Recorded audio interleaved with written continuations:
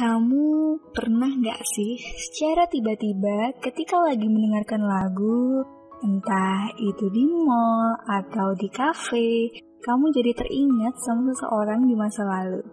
Terus, kamu jadi bertanya-tanya, aku ini udah move on atau hanya sekedar menutup-nutupi perasaan yang sebenarnya masih tersimpan rapi di lubuk hati.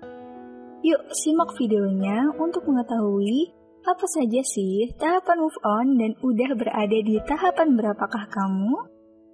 Hai, kami mentalhealing.id, kami siap membantumu dalam meringankan beban mental dan memaksimalkan potensi diri karena kesehatan mentalmu adalah prioritas kami. Dalam menjalin sebuah hubungan, salah satu hal terpenting adalah memiliki kemampuan untuk mengetahui kapan sih waktu yang tepat untuk move on atau tetap bertahan dengan pasangan kamu. Sayangnya, kebanyakan orang masih menganggap remeh hal ini sehingga bisa berujung menghabiskan waktu terjebak ke dalam hubungan yang tidak sehat atau bahkan menjadi toxic relationship. Tentunya tak akan ada yang mau kan? Masalahnya, mengetahui kapan waktu yang tepat untuk move on memang sedikit tricky. Nah, menurut Dennis Wilhauer yang telah menciptakan buku bestseller berjudul Think Forward to Thrive dan merupakan seorang psikolog ini menuliskan 4 hal yang bisa mengindikasikan kamu untuk segera move on loh. Yang pertama, tidak lagi menemukan kecocokan. Chemistry dan kepercayaan dalam sebuah pondasi hubungan itu sangat penting. Tapi pada akhirnya hubungan yang kuat dibangun atas dasar adanya kecocokan antara kedua belah pihak. Ketika kecocokan mulai terkikis perlahan, pasanganmu akan menjadi mudah tersinggung, marah, bahkan tak lagi menghormatimu. Hal ini bisa menyakiti kamu jika terus-menerus dilanjutkan tanpa memiliki kemauan untuk memperbaiki. Yang kedua, kamu tidak dihargai oleh pasanganmu. Menghargai dan menghormati adalah salah satu aspek terpenting dalam berhubungan bersama siapapun itu. Karena kita tidak akan bisa mempercayai seseorang yang tidak menghormati diri kita sebagai manusia. Rasa tidak menghormati bisa datang dengan berbagai bentuk. Lihatlah bagaimana caranya memperlakukanmu. Apakah ia pernah menghinamu, membohongimu, bersikap kasar, atau bahkan selingkuh di belakangmu? Jika jawabannya adalah iya, lantas apalagi yang kamu tunggu? Percayalah, ribuan hal baik lainnya sedang menantimu di depan sana. Yang ketiga, kamu berjuang begitu keras tapi tidak dengan pasanganmu. Berjuang sendirian, siapa sih yang mau? Take and give dalam sebuah hubungan sangat diperlukan agar masing-masing pihak bisa merasa bahwa kebutuhannya telah dipenuhi. Jika hanya kamu yang berusaha lebih keras untuk mempertahankan hubunganmu, coba mundurlah sejenak dan berikanlah pasanganmu waktu lebih. Lihatlah apa yang akan terjadi. Namun, jika pasanganmu semakin menjauh tanpa mau memperbaiki, itu artinya kamu pantas mendapatkan seseorang yang jauh lebih baik darinya.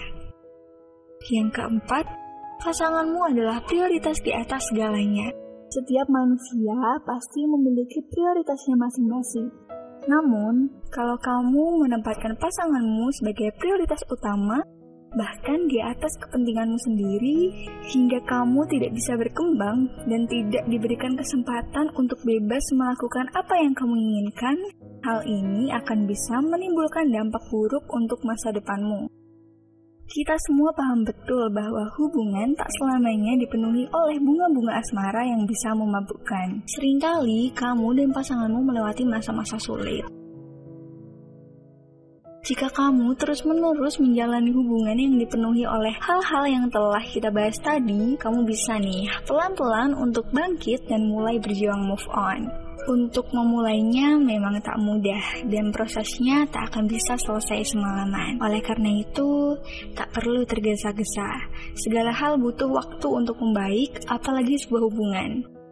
Lalu, seperti apa sih proses move on yang akan kamu hadapi nanti? Yang pertama adalah denial atau penyangkalan. Dalam tahap ini, kamu atau seseorang yang sedang patah hati akan menolak untuk menerima kenyataan. Dan hal ini wajar kok. Siapa sih yang bisa langsung menerima ketika hubungan yang telah dijaga dengan baik ternyata harus runtuh begitu saja? Tak apa, terimalah rasa sedih dan penolakan itu terlebih dahulu. Yang kedua, anger atau kemarahan. Pada tahap ini, pelan-pelan kamu mulai menyadari untuk menerima realita meskipun terasa lebih sakit. Oleh karenanya, kamu akan lebih tersinggung dan marah ketika ada sesuatu yang berhubungan atau mengingatkan tentang dia. Yang ketiga, bargaining atau tawar-menawar. Ini adalah tahap di mana kamu mulai berandai-andai bahkan tak sesuai dengan realita dan fakta yang ada. Kamu mulai berdialog dengan batinmu dengan kalimat, "Gimana kalau aku maafin dia aja ya?" Atau, "Kalau aku kasih dia kesempatan lagi bisa nggak ya?" Oleh karena itu, biasanya di tahap ini, kamu menjadi bimbang antara kembali dengannya atau tetap melangkah maju. Yang keempat, depression atau puncak kesedihan.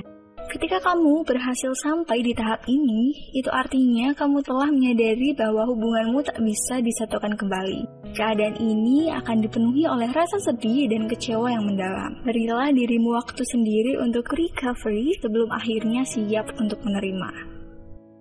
Bagian kelima adalah acceptance atau penerimaan. Yai, selamat, akhirnya kamu telah sampai di tahap terakhir di mana kamu sudah bisa menerima realita yang ada.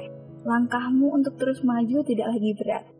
Luka yang kamu alami berangsur-angsur membaik. Tentunya untuk sampai ke tahap ini tidaklah mudah. Bahkan bisa jadi kamu seringkali dibuat bimbang untuk menyerah atau tetap melangkah. Tetapi itu sama sekali tidak menjadi masalah, karena pada akhirnya menerima adalah menemui kedamaian yang ada di dalam hati kita. Apapun proses yang sedang kamu lalui saat ini, kamu hebat bisa bertahan dan melewatinya dengan sangat baik. Terkadang, kita memang harus bertarung dengan realita yang tidak menyenangkan untuk lebih kuat berdiri ketika jatuh dan masih tetap bertahan ketika yang lain menyerah. Selalu ingat bahwa diri kamu berharga lebih dari apapun ya.